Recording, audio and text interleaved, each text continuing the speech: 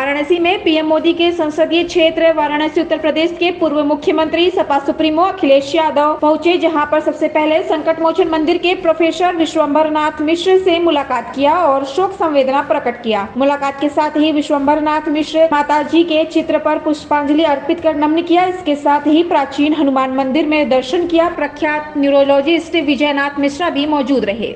वाराणसी से धनेश्वर सानी की कि हमारे पढ़े लिखे नौजवानों को डिलीवरी बॉय की नौकरी दे दी।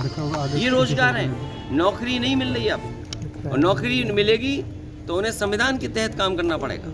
इसलिए हमें उम्मीद है आप लोग भी हमारी मदद करें। राहुल गांधी की न्याय यात्रा पहुंच रही है।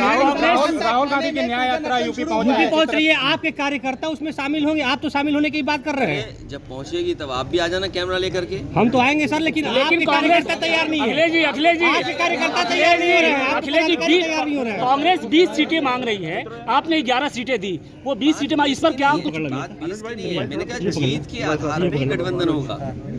पीएम के खिलाफ कोई गठबंधन में प्रत्याशी तय हुआ अभी? ये लोकसभा तो है ना जी, और पिछली बार भी उतरा था प्रत्याशी। बहुत जल्दी हम लोग बातचीत करके प्रत्याशी उतारेंगे। अखिलेश जी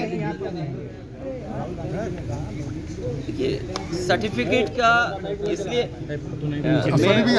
बात नहीं कहना कांग्रेस के नेता ने क्या उन्होंने क्या कहा है, मैं उस पर अपनी बात नहीं कहना चाहता हूँ।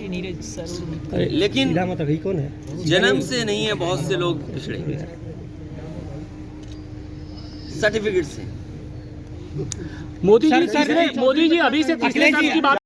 ये बोलो mood off Amit cash, mobile नीचे रखकर दोनों आईडी ले ला।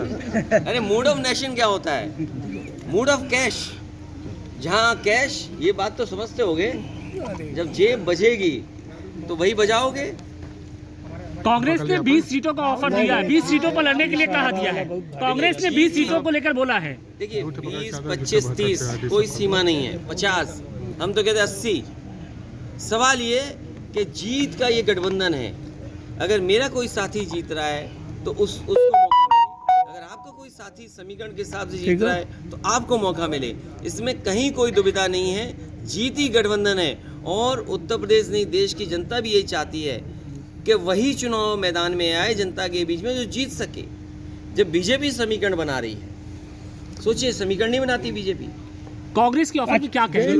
कांग्रेस 20 सीट मांग रही है, उस पर क्या कहेंगे? क्योंकि आपने 11 सीटें दिया। जो लोग ये कहते हैं कि समीकरण नहीं, अभी मैंने सदन में देखा एक सदस्य जब, क्योंकि अयोध्या के एयरपोर्ट का जब नाम बदला जा रहा था तो किसी ने सवाल उठाया, तो बीजेपी का ही सदस्य कहता है कि आप क्यों खुश नहीं हैं? आपको तो इसलिए खुश होना चाहिए जिनके नाम पर हो रहा वो पीडीए हैं। सोचिए आप, जबकि हमारी तरफ से कोई बात नहीं आई थी इस तरह की, लेकिन बीजेपी के लोगों की तरफ से ये बात आई on the floor of house. तो क्या भारतीय जनता पार्टी हर चीज नहीं करती केवल वोट के लिए? आज महंगाई का जवाब है इनके पास, बेरोजगारी का है जवाब क्या? सोचो हमारा नौजवान इजराइल जा रहा है वॉर जोन में नौकरी करने, रोजगार करने। इस सरकार में नौकरी नहीं मिलेगी नौजवान को, और ना सम्मान का रोजगार मिलेगा। ये बीजेपी के लोगों ने हमारे पढ़े लिखे नौजवानों को डिलीवरी बॉय बना दिया। क्या ये हमारी अर्थव्यवस्था? पीएम के खिलाफ गठबंधन, जो अछूड़ी सेना थी वो भी उनके पास थी, लेकिन जीत उसी की होती है जिसके साथ भगवान होते हैं। तो सवाल कौरव और पांडवों का नहीं, अभी तो यही नहीं पता कि कौरव कौन है पांडव कौन है। क्या मुख्यमंत्री जी बता सकते हैं कि कौरव कौन है पांडव कौन है? मैं आपसे कहता हूँ, मैं पत्रकार साथियों जिन्होंने मुझसे ये सवाल पूछा है, मैं उन्हीं से पूछना चाहता हूँ कि बताओ कौरव कौन है पांडव कौन है?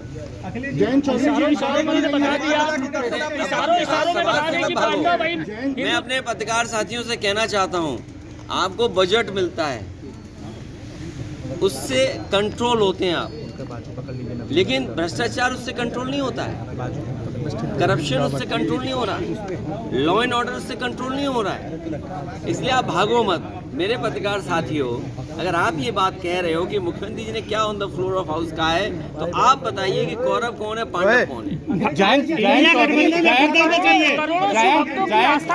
अखिलेश जी करोड़ों शिव भक्तों की आस्था का मसला, जयंत चौधरी जी, अखिलेश जी करोड़ों शिव भक्तों की आस्था का मसला है, करोड़ों शिव भक्तों की आस्था का मसला है, इसको लेकर समाजवादी पार्टी का क्या स्टैंड है? कोई बात नहीं कहनी है, और अगर कहनी भी पड़ेगी मैं कह चुका हूँ, और हम अपनी बातचीत कर लेंगे, उससे क्या रास्ता निकल सकता है उस दिशा में काम करेंगे। मूड ऑफ नेशन में समाजवादी पार्टी को 7 सीटें मिलती यूपी में दिखाई, अरे उनके लिए क्या कहेंगे? लेकिन सवाल तो चतुराई का है ना सरकार का, क्या किसी को अगले कदम लेने पर भी रोका जाएगा? आपको लगता है कि मुसलमानों के साथ किसी और न्यायालय के सामने अपनी बात रखना चाहेगा तो नहीं रखेगा। अखिलेश जी क्या आपको लगता है कि ज्ञानवापी के नाम पर मुसलमानों के साथ जाति की जा रही है?